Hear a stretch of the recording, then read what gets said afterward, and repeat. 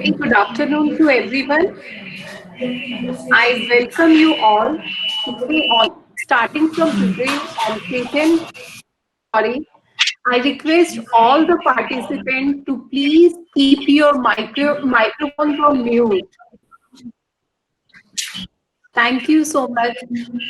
I welcome you all to 5-day online workshop starting from today on patent search and filing, the roadway to IP commercialization, which is organized by DST Center for Policy Research at Punjab University, Chandigarh, in collaboration with Innovation Technology Transfer Office, FITT, IIT Delhi.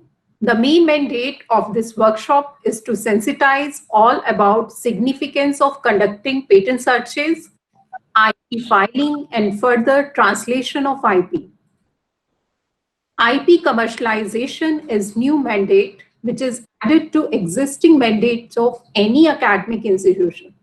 I request all the participants to take notes of all the session as we will be having quiz based upon all the session on last day of workshop and the winner will get reward for that. Moving ahead, without taking much time, I would like to invite Ms. Mamta Bhardwaj to introduce us about DST Center for Policy Research.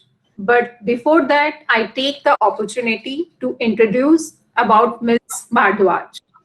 She is working as Senior Scientist C with DST Center for Policy Research at Punjab University, Chandigarh since 2015. She has been working in the domain of intellectual property right. She is a graduate in engineering with specialization in electronics and communication from Institution of Electronics and Telecommunication Engineers, New Delhi, and a postgraduate in the same field from Guru Gobind Singh Indraprasth University, New Delhi. She holds certificates in various IPR courses offered by WIPO and IGNOU. She is credited with many research publications in national and international journals and co-author of 2 books related to industry-academia interaction.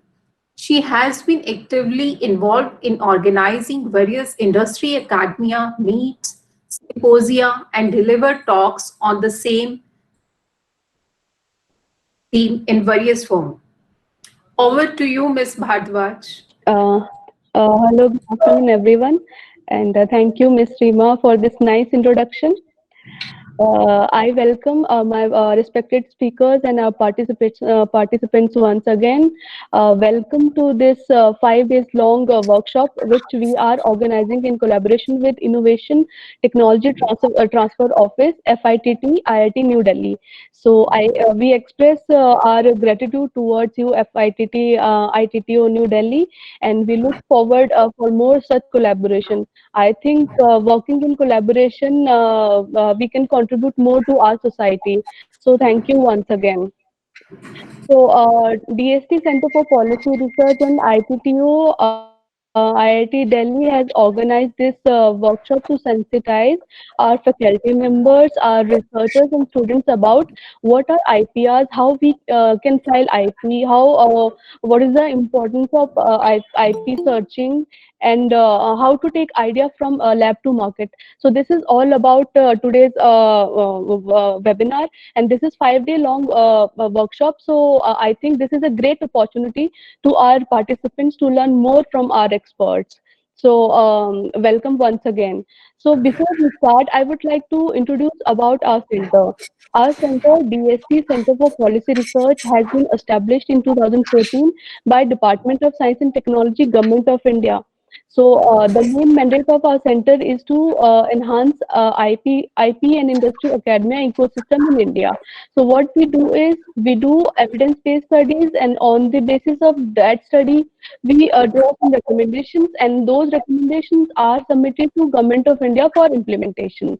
So we have conducted many workshops, many studies, which our participants can access from our official website. So this is all about our center. And next, I would like to before this we start our webinar, I would like to make some announcement. First one is, please keep your microphone off to avoid interference. And second one is, actually we are also issuing certificates for the participation. So please post your details. I mean your name, your designation, your organization, and your email ID in chat box. But I request you all to post this information after 4 p.m. Please, I repeat, please post this information after 4 p.m. And last, my what do you call that? Announcement is, uh, our participants are requested to attend at least three webinars, and quiz is mandatory. If you will attend three webinars, including quiz, only then you will be given a certificate of participation. So thank you once again. And before I hand over the session to Ms. Rima, I would like to introduce Ms. Rima. Ms. Rima is working as a project manager with ITTO, FITT, IIT Delhi, and she has been awarded with the Women Scientist by DST Caretech. And she is working since she's a registered patent agent. So welcome, Ms. Rima, and I hand over this session to you. Over to you, Ms. Rima. Thank you, Ms. Bhardwaj, for warm introduction. Now I would take the opportunity to introduce Innovation Technology Transfer Office, FITT, IIT Delhi. ITTO is a regional technology transfer office which is set up at FITT. It is a IP management and technology transfer arm of Indian Institute of Technology, Delhi. ITTO has been established to cater to other organizations beside IIT Delhi in strengthening the innovation and technology transfer ecosystem in India. It was set up with support from National Biopharma Mission, BIREC, which is a joint project of Department of Biotechnology, Government of India, and World Bank, with the mandate to cater to incubation centers, innovation centers to innovators, institutions. The regional TTO serve as an intellectual property and technology transfer management agency and assist in management of intellectual property, bringing the technology to the market and supporting the industry academia collaboration. Thank you for giving us this opportunities. Now I would like to invite Professor Nirmala Chogdam, Coordinator DST CPR at Punjab University, Chandigarh, for welcome address. But before that, I take the opportunity to introduce her. Dr. Nirmala Chogdam is presently working as professor in the Department of Botany, Punjab University, Chandigarh, and is also the coordinator DST Center for Policy Research, Punjab University. She did her PhD from Kurukshetra University and postdoc from Department of Molecular Genetics, University of Hanover, Germany.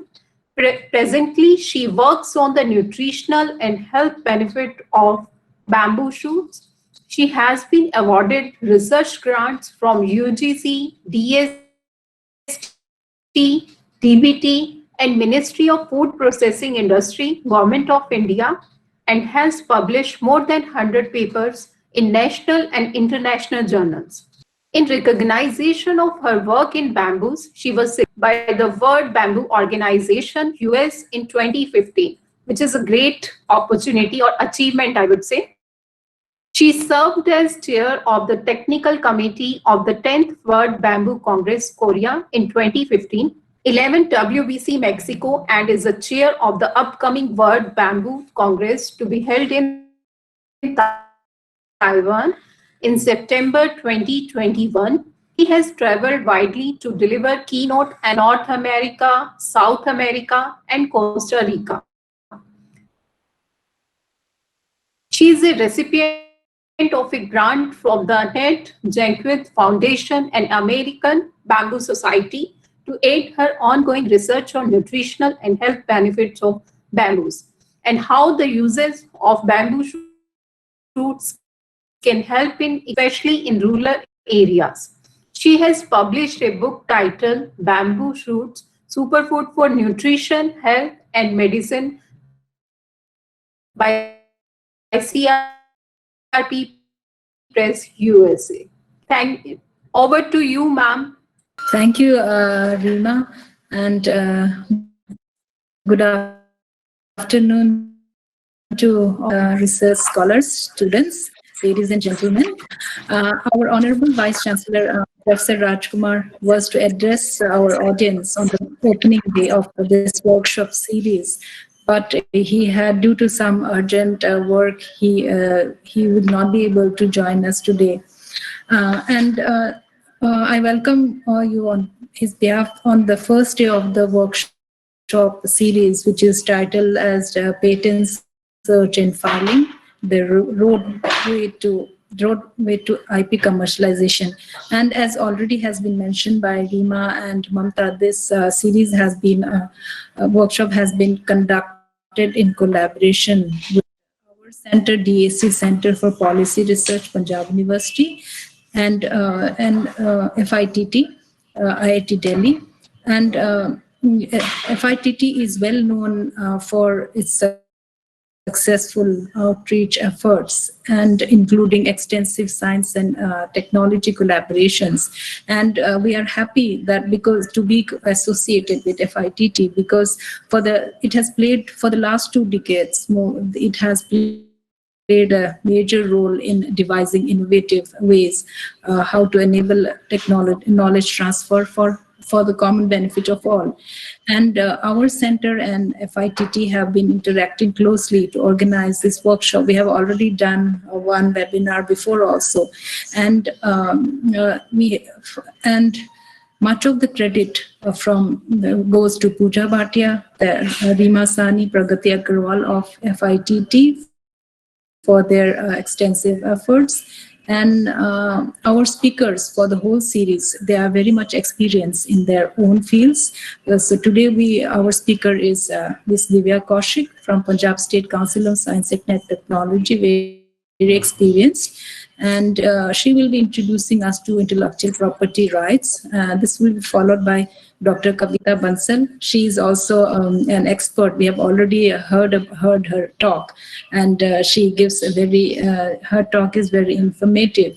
And she is a patent agent in Shod Raksha Mohali, and she will sensitize us about patent filing.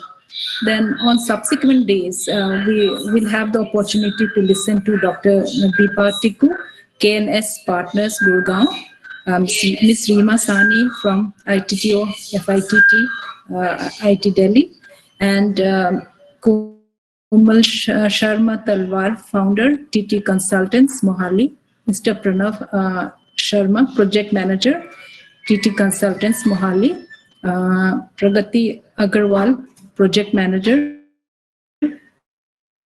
FITT, and on the last day we'll have Maharashtra. So these are all experts, and they will give us a lot of information for IP, which is very important these days for the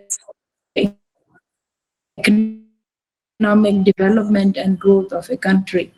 And so let us utilize this opportunity to learn more about patents. And research scholars, they always have doubts about how can we take our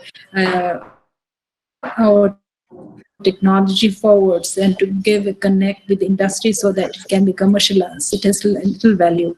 So let us now hear to them, and they will With this, we will start our first session, Introduction to IPR. And I'd like to introduce our first eminent speaker, Ms. Divya Kaushik. Ms. Kaushik is currently working as scientist in Patent Information Center, Punjab State Council for Science and Technology. She is an awardee of Women Scientist Training, Kiran IPR, Women Scientist C scheme by Department of Science and Technology, Government of India. She is evaluating new technology from university, research development organization, and MSME of the state, and to ensure the protection of intellectual property of researcher and developers. She also helps in formulating IP policy for university, research and development organization. And today She is giving her talk on introduction to IPR. Over to you, Ms. Kaushik.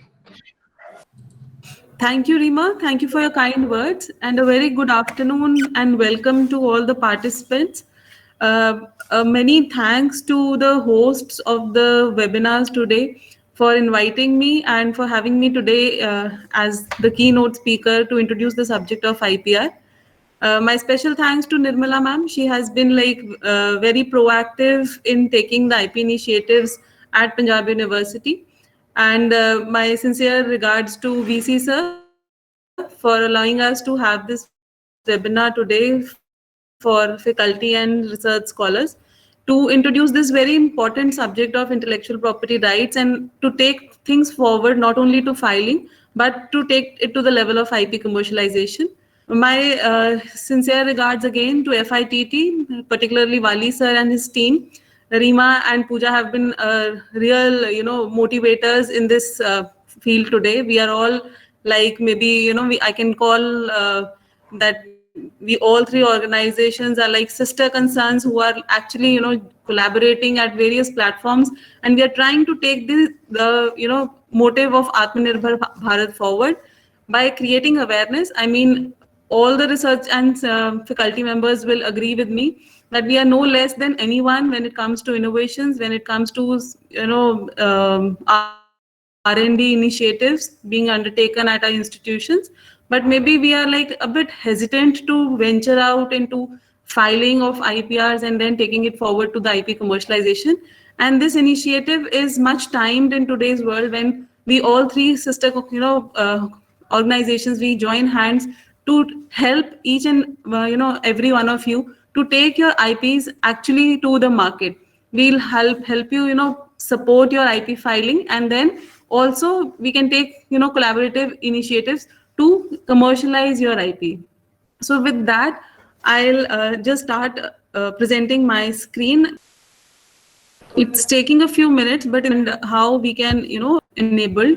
So myself, I represent Punjab State Council for Science and Technology here today, and my organization has been very instrumental in creating an IP ecosystem in Punjab and Chandigarh.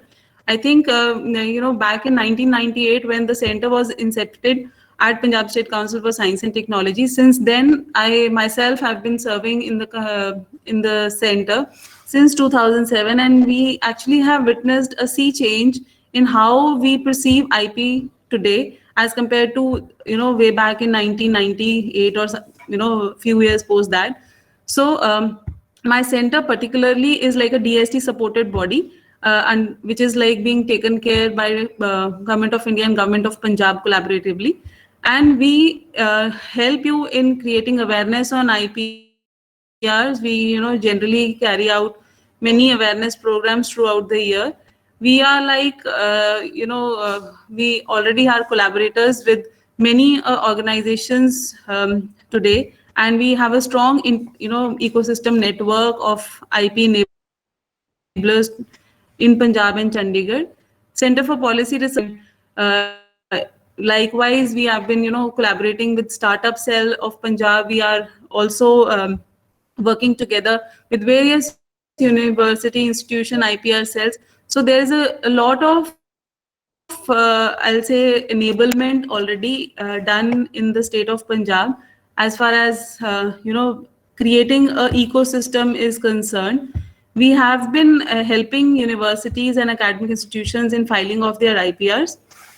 I think it's visible. Kindly please confirm, anyone? Yes, ma'am, it Yes. is visible now. Ji. So,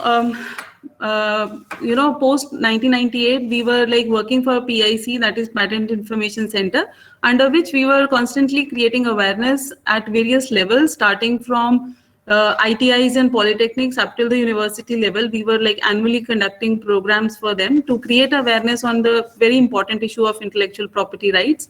Besides that, we also tried to introduce the subject of IP at the polytechnic level and developed I'll say Punjabi literature for them to have the IP information in their native language, to support them to have a very foundation knowledge of intellectual property. We are also like collaborating with TIFAC for giving trainings to the women scientists under the Kiran IPR program. So we are like a constant member since 2007. Myself, I have been trained at PIC, and thereafter I have been absorbed at the center, and we are taking IP initiatives at PIC. And looking at the baseline of IP filing and the varied aspects of IP that we have undertaken in the center, we have been given the first Technology Innovation Support Center of WIPO back in 2017. And under TISC again, we are trying to support IP commercialization. I mean, we have done a considerable amount of work in the field of IP filing, but particularly in TISC, we are trying and enabling the IP commercialization sector. And herein again, we are trying to collaborate with various agencies, ITTO being one. We are trying to foster new collaborations to take our IP from the state of Punjab and Chandigarh to the next level of IP commercialization. Because all of this again is being done under a special mission of the state government, which is called as Mission Innovate Punjab. And under this mission, we are like a nodal agency who's steering all the activities under the mission. And in this, again, there is a lot of thrust has been given to undertake the activities of IP enablement. And in this, we are trying and focusing on IP commercialization, under which we are also undertaking a special study these days to assess what is available and how and where till what we can take it further. So with that, let us now understand what is the concept of intellectual property and why it is so much important in today's world. So we'll start our discussion on understanding what is invention and innovation, because I think these two words are constantly, we are hearing these things again and again in all of the seminars, in all of the talks. Even the Prime Minister is pushing innovations in a big way. So let us first of all understand what is invention and innovation. So my slide, particularly speaks much about it, that the invention is particularly what we, develop or devise for the first time. It's like a new, I'll say, scientific output. Like, for example, the wheel was invented and it was an invention at that point of time. But then, it's not only the wheel where we have to stop. So we have to take that wheel into the form of a car or a vehicle. We have to utilize that wheel. And when we make that invention commercially available for public to use, we call it as innovation. So today there's an urgent need to take our inventions to innovations, and that is why we are so much focusing on IP commercialization. But all this will be possible only if we know what is our IP and how to go about registering it, where to go, how to file, what is the procedure, and etc. So all these questions will get answered in 5 days workshop, starting with the concept of intellectual property rights, as we call them. I'll say that this is the three words are very simple. I mean, intellectual property and rights, when we combine them together, they give us some legal rights over our property. So property is same. I mean, generally speaking, everyone will relate to the property term saying that, okay, I have this much of land, I have these many cars, I might have some shares, some mutual funds. So these are the type of things we count when we talk about property. But what about our intellectual property? So intellectual property is nothing. It is just the, property, or it's like your, it's your asset that you create using your mind. It's anything that you develop using your intellect, which gets converted into a meaningful product. So this is an intangible property. It cannot be seen. It is not visible to the third person, but then it is available to the third person as in when you fix it to the some medium. Because government gives you legal rights over these properties through different legislatures that are present. So they are called intellectual property rights. But then there are equally, in fact, in some respects, they are much better than your tangible property. When we talk about tangible property like land or car, you'll be using your property at a certain location in a in a particular period of time. But intangible property in way of patents or copyrights or trademarks or industrial designs, you can use this property simultaneously in different geographical locations at the same time. So this is somehow better, it gives you better returns. But at the same time, you can do everything with this intangible property as you can do with your tangible property of house or a car. So you can, similarly gift it, you can use it yourself, you can, simply sell it off, or maybe rent it in the sense of licensing when we talk about intellectual property. So you can do anything with this kind of property, but of course it is very important to register it to own your, to establish rights over this property. So IP being the creation of minds, it can be of various forms. I mean, it is not restricted only to scientific inventions, but it can be just in the form of a literary work, maybe a new story, or maybe a better expressed story, a artistic work, a TV program, a musical song notations, maybe just a symbol or a logo that is unique and it can be associated with some product, or an industrial design, a design of any article that you can put it in the market shelf. So all these different things can come together under the umbrella of intellectual property, and this, the government has given us different statutes under which we can register our IPRs. So while summing up, I'll say that intellectual property is the creation of our mind, which has some value to the society. Because only on things that are of value to the society will the government be registering your IP and then giving you rights over it. I mean, there are certain things which we do only for our own self, right? If I write a book and I just keep it in my, almirah and do not disclose it to anyone, or maybe a Vaid has some secret recipe of some, very novel medicine and he's not, letting others know. So that kind of thing, which is like not disclosed to the society or not, given back to the society for societal use, the government will not be able to give you rights over that. So intellectual property rights will be given for things that you disclose to the government for assuring, protection for a certain period of time. Then the general question comes, or, many faculty members also, discuss with us saying that, okay, I have done some scientific work, but ma'am, I don't feel like going for patents, it being a very lengthy procedure. And it is like, anyhow, it has been secured through my publication. So let us understand that it is not only, it is not only for us that we have to register our IP. It is for the better, I'll say, visibility of the institutions. I think in today's times, we all agree that everyone is like, ranking our institutions, ranking countries on innovation index. There are a lot of, ways to, rank different institutions based on the intellectual capacities they carry. So thereby we are not only, registering only for us. I mean, of course, as a proprietor, your university will be, gaining a lot of fame out of it. And ultimately that property that gets registered has to ultimately do good to the nation. So it's for everyone to go in for registration, because that is like a need of the hour in light of the recent, or I'll say, the compliance of the country with TRIPS. So under TRIPS, we are all mandated to give minimum protection. So if we don't do it, if we are not protecting our IP, then maybe someone else will do that. And if someone else does it, then we'll have to pay the additional fee to the third person for maybe something that we have done. So we have to take utmost care that as soon as we develop something new, we have some good results of R&D, we have to go for IP filing first, and subsequently you can go for publication over the same content again. So you can get the double benefit. So it's no longer said that you can publish or patent, but it is like patent and you publish, and then you enjoy all the rights over your R&D outputs. It also helps you to build a business image. I mean, of course, Punjab University has having a very good niche, hold in the area of pharmaceuticals. That is because the department has been very proactive in filing patents. And now it has graduated to a level wherein, in the entire country, if you talk about Punjab University's pharmaceutical department, so there is like, there's a recognition back to it. So there is a national recognition to it.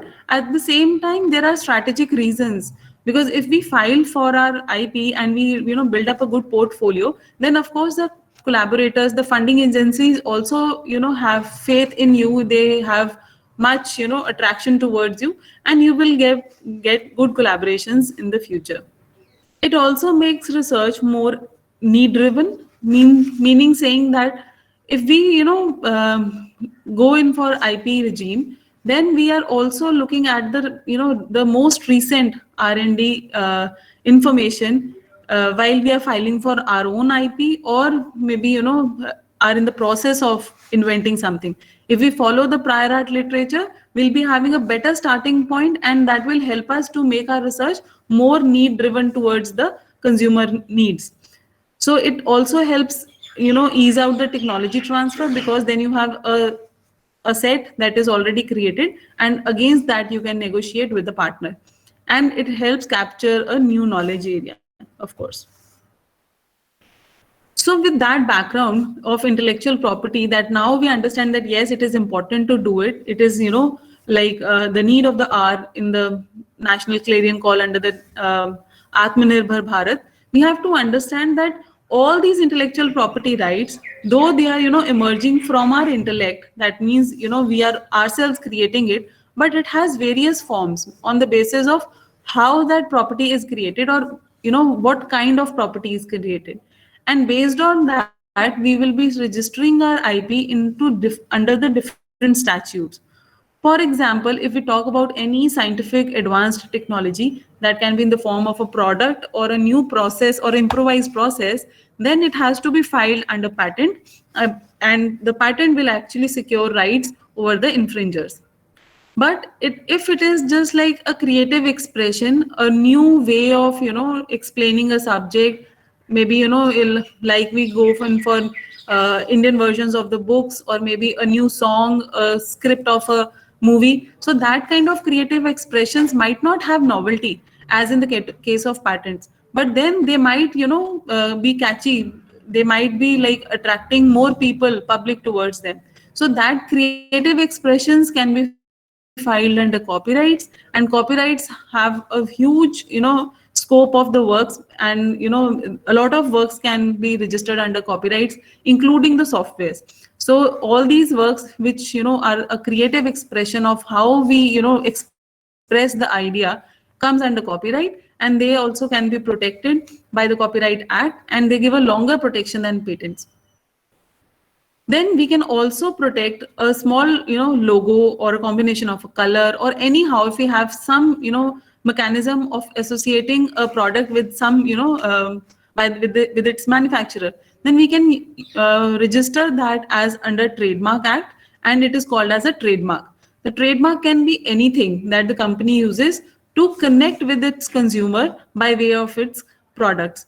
Like we, easily we can, go to the market and we can ask for a Nike shirt, or maybe a Luxure pen. So all these Luxures or Nike, or maybe, a swoosh of the Nike company, all these things can again be registered under trademarks, because again, they are intellectual, logos that are created to specifically associate with the company, and that manufacturer ensures, the quality or the services of his goods, and it actually will lead to a goodwill that is being developed in the market, and eventually the value of the trademark grows, and it becomes a very important asset for the company. That is why in today's world, if we talk about the major, the top players on the Forbes list, then we will be seeing more of the companies which are into, the companies which have lesser infrastructure, but they have more of their brand values, like Coca-Cola, like Amazon, like Microsoft. So these companies might not have that much of infrastructure available, but they have a huge brand value because of the strong trademarks that they carry. So trademarks is again a very important IP, and they can protect all sorts of logos, or any, combination of colors, or maybe even a smell that gets associated with its product to identify the manufacturer. Again, the fourth form of IP that we study is industrial design, and industrial design is as simple as, if we understand that it only, will protect the outer appearance of the product. So if you are venturing into a business and you are, you're wanting that your clients should immediately, associate your product, then you go for a catchy design. You have to, give a good packaging to your product. You develop a new novel design. Maybe, if we all have seen the mineral water, it also now is coming as a droplet design of the bottle. So those kind of designs, innovations are also taking place, and those innovations have to be novel in the light of the class in which they are being filed. So these industrial designs have a separate class under the intellectual property rights regime, and they can be again registered for initially 10 years and maximum 15 years to go in for the protection and save for against the infringing designs. So apart from these four intellectual property rights, that is patents, copyright, which might not be directly related to people out there in university, but then they are also part of the IP system, and they protect many different aspects of intellectual contribution of scientists and other people. Like we have a very novel, we have a sui generis system of protecting new plant varieties, and farmers' rights are associated in that IP. In this particularly, if any a hybrid variety is in taking care of some variety over the generations, so those kind of varieties are given protection, and these plant varieties are enabled protection, so that these varieties, when they're the scientist, the firm, or the farmer who has been taking care of the variety. So these also form an intellectual property right. But of course, I mean, because this is like not directly related to the people in context today, so we'll be not discussing these things in detail. Similarly, the semiconductor IC layout, and these things again, give protection on the how the IC layout has been designed in the various circuits. All of these intellectual property rights that we have just talked about, they can be filed by an individual or a legal entity. But there is a separate IP which is very special, and not on my slide specifically because it's not a individual right, but a community right by the name are like trademarks in a certain aspect. They connect the product with the geographical location where it is being breeded. For example, we have all heard about Kanjivaram saris, Banarasi saris, similarly Alfonso mango, and from Punjab we can take the example of basmati rice and fulkari. So all these things have a special connection with the area where they have been originated and propagated. So these geographical indications are like community rights, which are not given to a single person, but the a group of community people, they can collectively file for this IP. And this IP again can be perpetually renewed. It can be renewed every 10 years to keep on the registration for as long as we want to. And these geographical indications particularly help us in identifying a particular commodity by the qualities it has got, because it has been breeded in a specific area. So Alfonso mango only will have a limited area of its origin, that is in the Alfonso. Similarly, the Darjeeling tea, it is only grown in Darjeeling, that is why it is called Darjeeling tea. So apart from these all intellectual property rights, again we have a separate class of trade secrets, which is like a part of the IPR regime, but not being provided I'll say protection under a specific act. So trade secrets, though being part and parcel of each and every IP. I mean, like for example, if we talk about patents, there is a know-how associated to each and every patent. So that know-how has been is always being protected as trade secret. So this trade secret is like a IP which a person or a company can go for if they're sure that their research will not get reverse engineered, and they'll be able to protect it as a trade secret. So you can also go for a trade secret of your over your R&D output. So all this intellectual property rights that we have discussed, they come under the single ambit of intellectual property rights.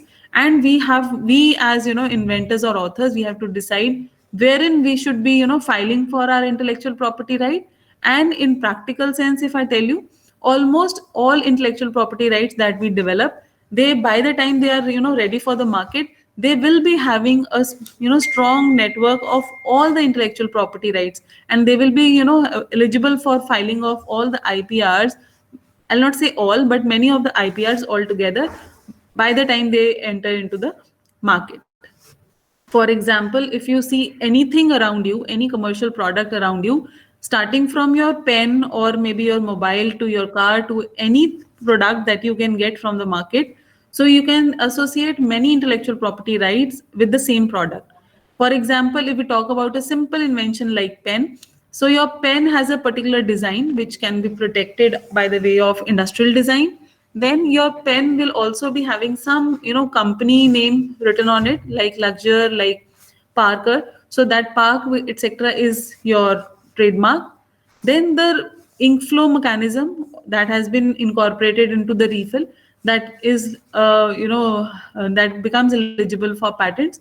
And likewise, if you have some pamphlet associated with your product, so that can be covered under copyrights. So there will be not one but many things that get integrated once you are ready for taking your IP to the market. So that is why we need to know all these intellectual property rights collectively. But of course, as and when required, there are people to help you and advise you as to how to take this IP filing forward. Because of course, if there is something patentable in the invention, then you have to file for your patent the first and the foremost, and subsequently you can go for the copyright and the trademark etc filing, because patent being very strict in the novelty criteria. So thereby you might need the advice of a good IP expert. And for that, at Punjab University, of course, you have a IPR cell and CPR.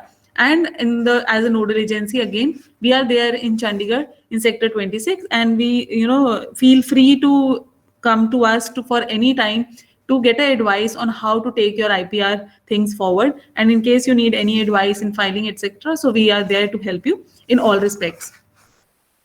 So taking things forward from that, understanding that yes, we have different forms of intellectual property rights, and each IP covers some distinct feature. It might be invention, it might be a expression, etc. So again, we see that all the intellectual property rights, they have some common things. For example, they all are like any other property, and they can be assigned, gifted, sold and licensed like we can do for other properties. For our house, we can simply gift it to our next generation, we can sell it off, we can rent it, or we can give it to some third party. So all these things we can equally do with all the intellectual property rights. It's not only restricted to patents, but we can do this with every IP that we hold. All these are monopoly rights, thereby we have to keep a check on the infringers, and they have to be renewed from time to time. If we are, if we have filed patents, particularly because the workshop revolves much around patents, so we'll be trying and specifying more on patent examples, but then of course these things are like similar to other IPRs. So if we talk about patents, and generally what happens is, as faculty member or a inventor, we are very quick to file, we take utmost care that every office action is complied to. And once we get the grant of the patent, then we forget to file for the renewal of the patent, and thereby the patent lapses, and the entire I'll say hard work of registering your IP goes waste. So we have to take care that all these IPRs have to be renewed from time to time for keeping them in force.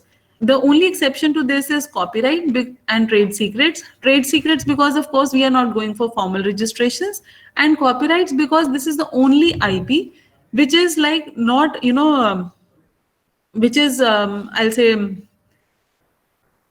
it is not mandatory to go for registration of copyright. So barring copyrights and trade secrets, all other IPRs will require a renewal post their grant. Then IPRs have a fixed term. Each IP has a specific term. Like patent is maximum for 20 years. The trademarks has to be renewed every 10 years. Then industrial design is granted for 10 years and can be extended to maximum of 15 years. So every IP has a particular time, except only trademarks and GIs, which can be renewed every 10 years. Thereby, they build up a goodwill on the product, and this is how the branding occurs, right? Apart from these two IPRs, each IP will have a fixed term, and we have to make sure before we are venturing into filing, to make sure that the timeline will start as soon as you file your application in the patent office. And of course, from where we started, that these intellectual property rights are very unique in being simultaneously enjoyed in more than one locations. So if you have a patent, you can file for your patent in as many countries as you want, and you can enjoy benefits over your patent in all the countries simultaneously. In contrast to, if you have a house, you can only enjoy it at one location. If I own a house in Chandigarh, I'll be only be using it in Chandigarh. But if I own a patent, then I can simply license it to as many countries as I want, and I can get royalty from all the countries of my interest. So, we have the next speaker who she will be taking, patent filing in detail. But just to, touch upon the, topic, and to give you a insight of how the different, agencies can help you, I'll just give a brief introduction of patents. Patent is an exclusive right that is given by the country for the invention, and this right comes for a limited period of 20 years.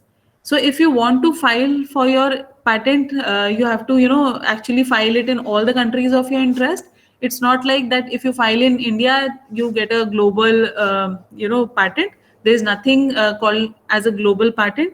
And you have to take care that in each and every country of your interest, you have to, enter their systems through PCT or through conventional routes. So there is like an international facilitation services that are available under different treaties. So you have to take care in which countries you want to file for your patent, and which will be the best way to reach them.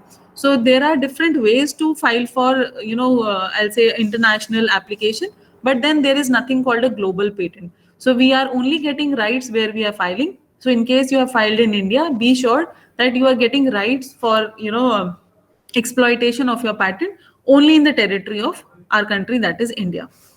And in lieu of giving you the right, the country expects and demands a disclosure of the invention, so that that disclosure can be put to public use once the patent expires, that is post 20 years. Generally, the questions revolve around what can be patented, because the researchers who are into their publications in different scientific journals, we generally confuse ourselves that if we just change a small component, we'll be able to get a new patent. It's not like that, because patent, the invention has been clearly defined in our Patent Act 1970, which clearly says that any invention which is a novel industrial process or a novel product, that can go for a patent. So that novelty has to be ensured in the global sense. It is not like it's not known in India or it's not being practiced in India, so we can go for filing in India. It has to be checked in the global sense, and for that we need to do a novelty check before we file for our patent. The next criteria, apart from novelty, is the inventive step. That means the invention should not be obvious to a person skilled in the art. I think Kavita will be taking this again in detail, how to check whether or not it is obvious or not obvious. So there is a particular way to come to the conclusion by doing the prior art search. So again, there is this second criteria is one of the most important criteria, and we have to assess our invention in being something technically advanced as compared to what was known in the prior art to get a patent granted in our country. The third, requirement for getting a patent is its capability of industrial application. That means for any, new technological advancement, we have to ensure that it should be capable of being used in any industry. Maybe, that invention that you have come across or which you have developed is presently not being, sometimes, faculty members ask me that, ma'am, my invention is not ready for the industry right away, but it might be used by this industry or that industry. So the application of the patent doesn't require the, invention presently to be able to be used in an industry, but of course it should have some future use for some industrial application. So discussing these three criteria, I think I need to emphasize that, of course, still it is not a rocket science to get a patent, because more than 80 to 90% of the patents that are being filed in the country or globally, they are improvements of what was existing before. So it's just like if you improve uh, any of the technical uh, disadvantage that the prior art has, then you are able to file for a patent, and the patent office will be more than happy to grant the patent to you. But of course, we have certain restrictions to the inventions that go for a patent. For example, in the Indian Patent Act, we have Section 3 and 4, which talks about non-patentable inventions, wherein we have, a certain set of inventions which have been kept out of the ambit of patentability. They are again not restrictive. Kindly don't, get demotivated by Section 3 or 4. This is like, again, there's a much scope of advisory on this issue, because sometimes we come, as a faculty, you might just think that, okay, my, invention might fall under this Section 3. So it's not like that, because if at all, for example, if you have developed some equipment that can be used for doing like RCT or something, then that equipment is of course patentable. Howsoever, the treatment of being human being is not. So the doctor, how he does that RCT, that method is not patentable. But of course, that instrument that is helping that doctor in doing that RCT well or better is of course patentable. So kindly don't get demotivated. In case you have any query, please feel free to go for an expert advice. Talking about these, again, I have a few examples on my slide. All these pins are simply, pieces of wire which have been molded in one form or the another. But all of these inventions have been once patented, though they are today not, they are off patent. But of course, I mean, just looking at these examples, again, this is like a motivation to you all, that it's no rocket science to apply for a patent. You just need to have a hack of identifying the right problem, and then revolving around that problem. You have to find a solution in the form of some product. So if you are able to do that, please approach any one office, and we'll be more than happy to file for your IP. Then some interesting patents, of course, this is one of my key slides which I generally display in almost all talks, because this actually inspired me to the IP system, wherein, if we just look at the three examples on my slide, they are very basic examples, but please look at how these inventions have transformed the way we are today. I mean, if there was no electricity, or electric bulb was not invented by Edison, so maybe the world would have not been how it looks in today's world. So I mean, again, the lid of the I'll say, this is simply a lid of the beverage can that we are that are easily available in the market. So the lid again was patented, and this lid has fetched the inventor a hefty amount of roughly 1.5 UK pounds a day.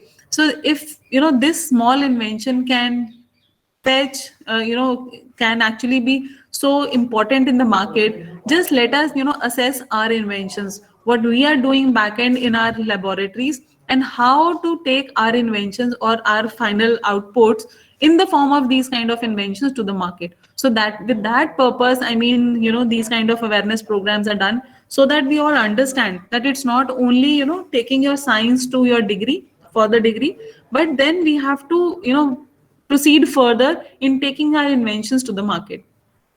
Similarly, sometimes, of course, as a scientist, we all understand, we are trying to get results for a certain thing, but of course, in the meanwhile, we also end up getting many small, advancements in the, in the final journey of our R&D.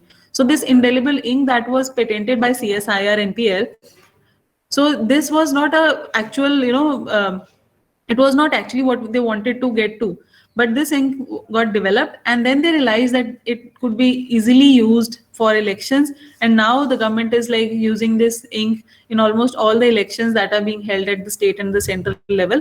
So these kind of serendipity inventions also might be of very importance in the market. So we just have to have a knack of identifying what we have in hand and how these things can be used for the betterment of the society.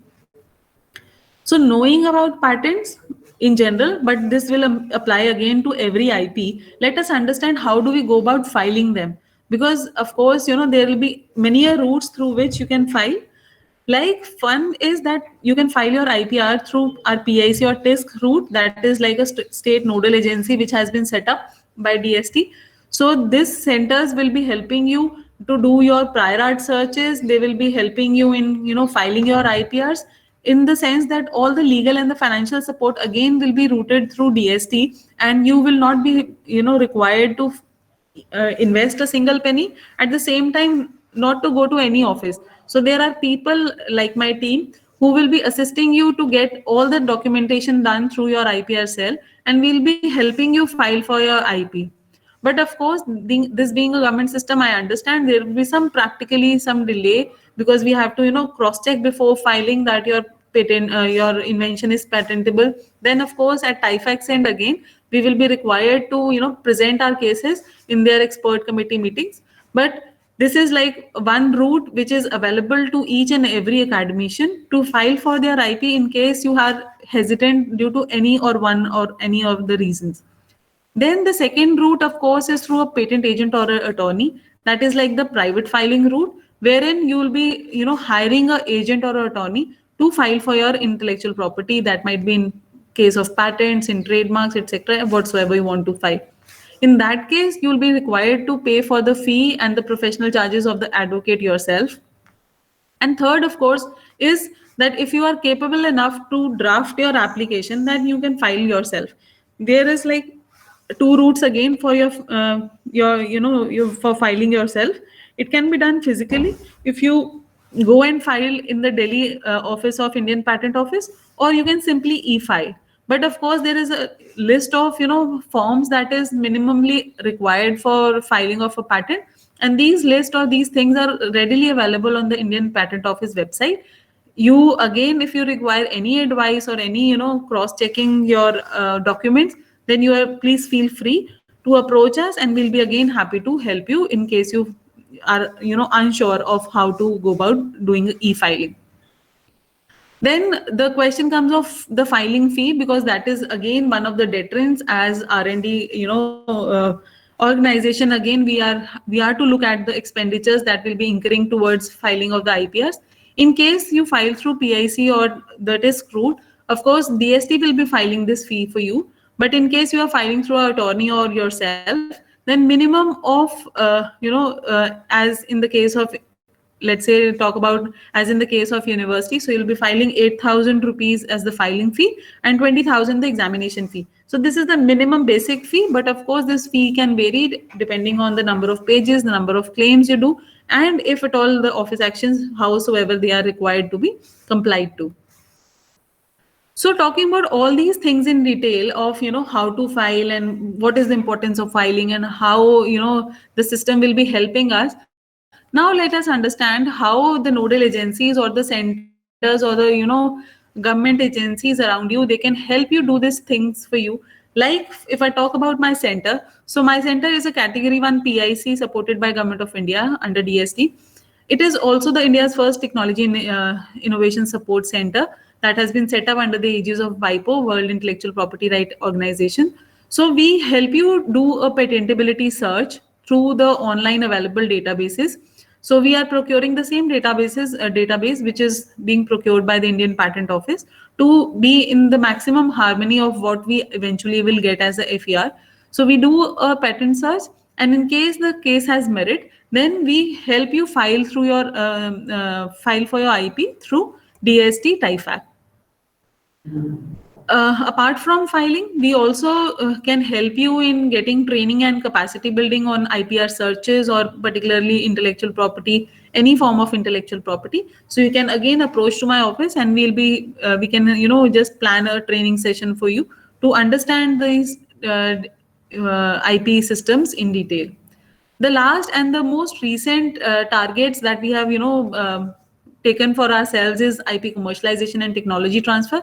This again being like a recent agenda under Atmanirbhar Bharat. So we are trying to assess IP portfolios of various agencies in Punjab. We are undertaking a study, and under that we'll be helping the people who are having a good portfolios to take it to the next level of IP commercialization. So that again we are there for advisory services and to some extent for the matchmaking up to the levels that are being required by you and matching to the capacities that we have in house.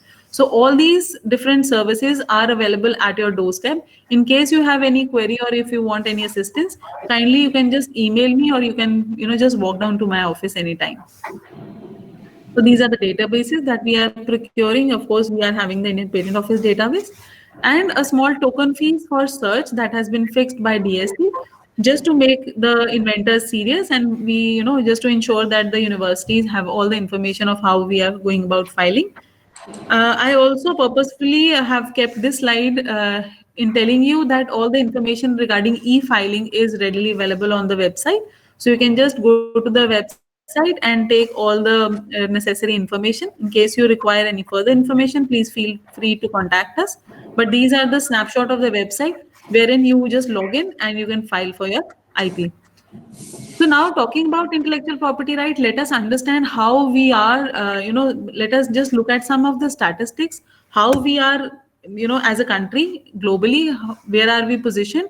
And from there, how we have to, take our country to the next level of, being among the top 5 or top 10 people, countries of the world in the innovation ecosystem. So presently, there is a good news that we, in the last 5 years, we have jumped a considerable amount. We have, we have already jumped from position 81 to 48 in 2020. But of course, looking at these statistics, we know that there is a longer way to go. We of course have to keep riding up the ladder, and from 48 we envisage that we have to be in the top 10 offices, not only for patent filing but also in the PCT filings, that is the international filing. So as we see that India is faring good enough in the top 10 offices going for patent filing. But if we see the statistics for PCT filing, that is the international patent filing, we are not on the list of the this year's data of WIPO. So what we want from everyone around the country, all the researchers in the institutions, we wish to file for more numbers, more meaningful patents, and then we should be be able to top this list of PCT filing again in the near future. If we talk about our country, we have been doing well in again climbing up the ladder for each and every IP. More registrations are happening. I mean, we are considerably on a upward trend. But again, if we talk about our own state of Punjab, or maybe UT Chandigarh, so as Punjab we are faring on the 8th position. This is mainly by the universities, the academic filing, and with that we have to take a note that we have to again take Punjab from position 8 to maybe first or second. So till that time we don't have to stop. We have to considerably make efforts to file for each and every IP and take that IP to the market. So after that, just a small introduction of the other IPRs that might interest you as faculty members and students. I'll just take another 5 or 7 minutes, and post that will be I'll be opening session for any questions. So we also talked about, apart from patents, we also talked about copyrights being an important IP of academicians, because we all have been, writing our journal articles. So we should be very thorough with the copyright laws also. Let us understand what is there in the copyright, what is all that is covered under copyright. So anything literary, that is including software, is covered under copyright. This can be in the form of books, essays, any computer program. Even my PPT today is under my copyright. Similarly, any notes that you make, anything that you put on the tangible material, that means as soon as you fix your notes on your notebook, that becomes your copyright. Then also the artistic things like drawings, paintings, logos, maps, charts, photographs, everything artistic also gets registered under copyrights. So the charts you make, while writing your thesis, everything that gets compiled as a copyright. Then the dramatic, the screenplay, the drama shows, the musical notes, even the sound recording and the cinematographic films, they all get registered as copyrights. And these copyrights have a minimum protection of 60 years, and the 60 years terms varies from one form of work to another. For example, if we talk about the literary works, this 60-year terms will start from the calendar year next when the author dies. That means if the author of the book dies in 2021, so starting next 1st January, 60 years will be the term of the copyright. Legal heirs will be able to take royalty for that particular work. So that is a considerably long period of time, and of course copyright has a one of the maximum durations, maximum terms. So we have to be assured, in case you are doing any sort of work that can be covered under copyrights and you see commercial potential in that work, you should be going in for copyright protection. Apart from that, again, there are different works, and the term of 60 years will be decided as by the category of work which has been registered. Then the trademark is any logo that can be associated with the product, and it identifies the manufacturer of that product, like Jio, Google, Godrej, all these are trademarks.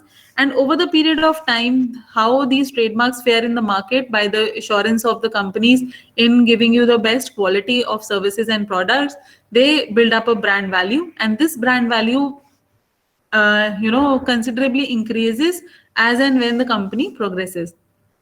So this can be like in the form of any word or a sound or a numeral, color, symbol, drawing, anything, any combination that can be put on your product as and when it hits the market, for the consumer to identify this product, that this product is coming from which company or coming from which manufacturer.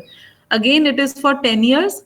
The term of the copyright can be perpetually renewed. Every 10 years, if you file for the renewal fees, you can renew your trademark. So it is not having a dead end term. You can easily keep on renewing it, and that is how we build up the brand value. And for that, if at all you are any budding startup who is thinking about eventually turning into spin-off or a startup, then it is best to file for your trademark before you actually venture into the market, because it will not only save you from the unnecessary litigations, but also from the business damage that can be done in case you have taken a trademark which has been already registered in someone else's name.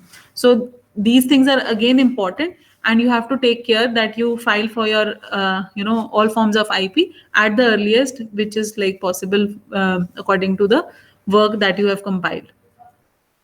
The industrial design that we discussed, of course, we have a little input in developing that novel design as compared to the R&D expenditure that goes in the making of the machine or something. But of course, that the outlook of the product will be something which will be deciding the final choice of the consumer. So we have to take utmost care again in making our product visibly attractive. I mean, sometimes again, when we think of, going into the market, the product might be very good. The technical brightness of the product is good, but we don't, particularly work on its industrial design or how it will be, competing with the other designs that are available in the market. So I've just taken a few of them on my slide, but of course not restricted to these. We have different 31 classes under which we can file for our designs. And if you are one of those faculty members who have some novel design in your mind, maybe it is not, talking about any technical strength of the product, please again, assess that design. And in case it is fileable, if it is like having merit in the case, we can help you file for your industrial design also. So because all these intellectual property rights, they are being, under the umbrella of Indian Patent Office. So I've just, because many a times people ask me, ma'am, milta kya hai? How does a patent look like? So I've, kept these certificates on my slide, that these are the kind of certificates that are being issued by the Indian Patent Office for different forms of intellectual property rights. And in the case of patents specifically, I want to mention that in case you are an inventor, please don't hesitate to file for a patent thinking that ye to university ke naam se file hoga, so what will I get? Because on the patent certificate again, you can get the names of the inventor on the certificate, and that will help you in your academic growth, and that can seriously give you the right citation that you are looking forward to. So there is like no restriction or no hesitation left to go for IPR filing. And if at all you have something in mind, please feel free to go CPR or PIC, and we'll be there to help you for filing of your IPR. And from filing, we don't have to stop there. Please be assured that we have to work towards IP commercialization as soon as we get our filing numbers, so that we are able to commercialize our product in the coming few years. And then we eventually will be actually dedicating our science towards Atmanirbhar Bharat, which is the need of the present countries are. So with that, I stop my presentation here. And in case, in fact, I should hand over back to the host. And in case there are questions, I'll be more than happy to help you with the answers. Thank you, Ms. Kaushik, for your wonderful presentation on what is IPR, what is its significance.